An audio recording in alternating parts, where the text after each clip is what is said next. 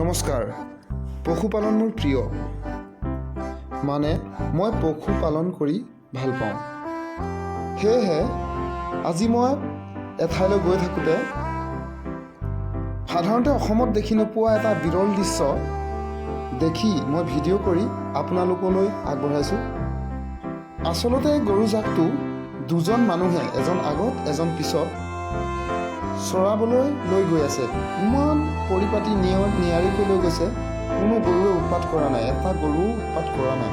আৰু ৰাস্তা দাঁতিত এনেদৰে লাইন পাতি গৈ আছে আৰু গোটেইখিনি সমান। ৰাস্তাৰ সিটো পাৰে আৰু এজাক গৰু আছে, যিখিনি সৰু সৰু চাইজৰ এজাক আছে, তাতো এজন আগত এজন পিছত।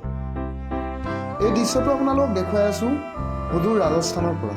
ৰাজস্থানত এনেকৈয়ে এটা শ্ৰেণীৰ মানুহে গৰু পালন পশুপালন কৰি নিজৰ জীৱিকা অৰ্জন কৰি আছে।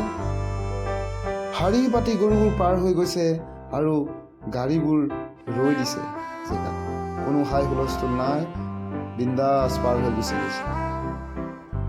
কোনোদিনেই নেদেখা মই ভিডিঅ' এটা বনাই আপোনালোকলৈ আগবঢ়ালোঁ। ভিডিঅ'টো চাই কেনেকুৱা পালে জনাব, ভিডিঅ'টো শ্বেয়াৰ কৰি দিব আৰু চেনেলটো ছাবস্ক্ৰাইব কৰি দিব। আশা কৰোঁ আপোনালোকে আকৌ লগ পাম অন্য এটা ভিডিঅ'ত। Bye bye.